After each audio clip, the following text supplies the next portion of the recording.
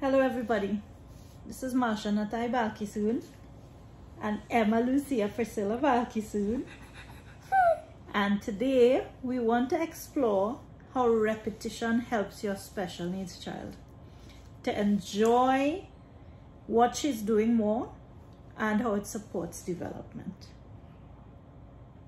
So I thought that I could use nursery rhymes to illustrate part of it. And I have this little box. I've had this since my son, who is 14, was a little child. So I've maybe had this about 13 years. So it's a box called Mother Goose NurseryRhyme Cards. And this has become a tool that has helped with Em so much. You'll see a lot of joy from her, I think. Now, I have not used this for about a year. And this is the first time I'm doing this with her for a long time. So I want you to see what her response is, because it will tell you if we're sparking her memory, and you'll be able to see what her response is. So this is the first card. And I'll read it to Em. Now, Em has very little vision, but given that we have a lot of contrast, I'm thinking she might be able to see something on the screen and therefore be attracted to watch. So having a nice firm card that's big is important to me. Mary had a little lamb. Let's listen to this nursery rhyme, Emma Lewis. Mary had a little lamb. Its fleece was white as snow. And everywhere that Mary went, the lamb was sure to go. That lamb loves Mary so much that the lamb goes everywhere Mary goes. Yeah. Let's send a kiss for Mary. Ready? Mommy send a kiss. Mwah. Emmy send a kiss. Good job. Now let's sing Mary Had a Little Lamb. Will you help Mama? Yeah? Let's sing it. Mary had a little lamb. Singing with Mommy. Little lamb, little lamb. Mary had a little lamb. Its fleece was white as snow. And everywhere that Mary went, Mary went, Mary went. Everywhere that Mary went, the lamb was sure to go. And there's more to our nursery rhyme. It made the children laugh and play, laugh and play, laugh and play. It made the children laugh and play to see a lamb at school. Mwah! So what you saw was Emmy's response when I put a card with some color contrast in front of her. I don't think she looked very much, but maybe she looked in the direction of the contrast a little. You also saw her smile when I began to read the nursery rhyme, but you saw her response really ramp up and the enjoyment get multiplied when I started to sing. So we experiment with the different approaches that we use, because all of those different approaches give you a chance to observe how your child responds. The approaches help you to see what appeals to your child and what doesn't. There is really no predicting. You can have some first thoughts and some expectations. Science people could say you have a hypothesis about what your child's response might be, but then you have to observe and say, well, is she really responding the way I want? Should I be trying another response? and you try many, and then you choose one or multiple responses that you mix and match to give your child more of a chance to respond, to remember, to participate.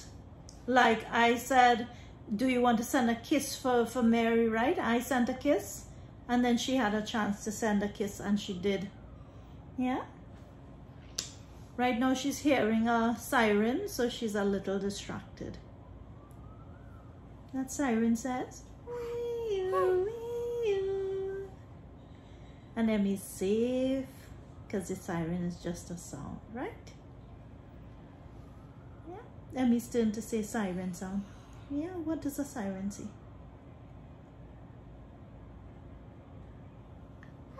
Yes, that's what it says. Good job. So let's get another nursery rhyme for Emma. Which one do we want? Does Emmy want Humpty Dumpty? Does Emmy want Little Miss Muffet?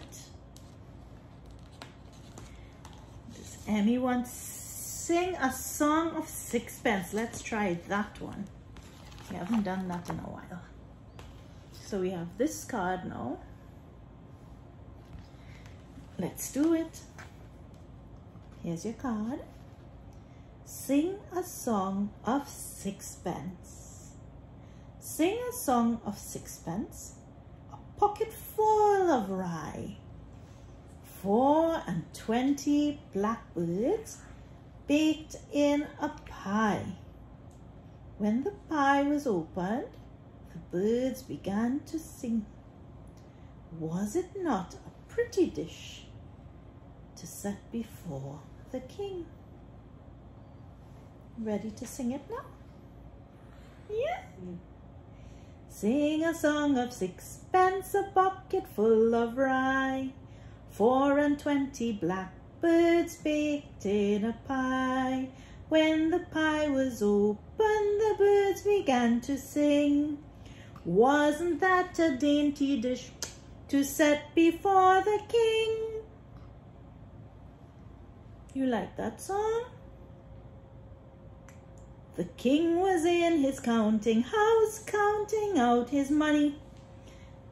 The queen was in the parlor, eating bread and honey. The maid was in the garden, hanging out some clothes. When down came a blackbird and pecked off her nose. Nom, nom, nom, nom.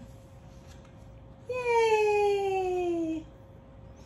Let's call those blackbirds. Are you ready? What do the birdies say? Birdie says, Birdie said, let me call the birdies. Your turn. Loudly. What does the birdie say? Call the birdies. Yes, hello birdies. Emmy's turn. Call them. Hello birdies. Good job. And the birdie said, I love you, Emma Lucy. So you'll notice that sometimes I slow down. I sing songs pretty slow because Emmy is brain injured and we want to make sure to give her opportunity to understand what we're saying and to interact with us. And you'll also notice that sometimes I ask her to give me a response or to participate, and then I'll be silent for a while because you have to give her plenty of quiet time. You have to pause long enough to give her the chance to respond, since her processing might be delayed. But you can see that she was calling out to the birds and she was laughing and she was making her siren sound. And all of these things are initiating communication, letting her do her part in communicating, in verbalizing and vocalizing. So your child, our children, do not have to fit with anybody's developmental stages or timelines. we just celebrate the miracle that they are and every micro step that they make forward, and even when they take backward steps sometimes, because as they develop one thing, sometimes something else goes backward. Just love, accept, and support your child, and be grateful and celebrate every step that they make forward. Let's tell everybody bye-bye. So everybody, if you need to get some support because you're struggling as a special needs parent, you want to see a little bit more about what you could do, you want to think about some of the difficult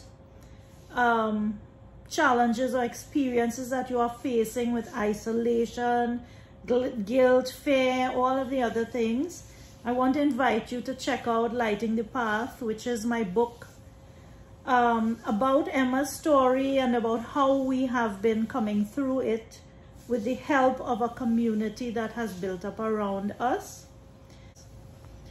So please don't hesitate to pick up Lighting the Path on Amazon.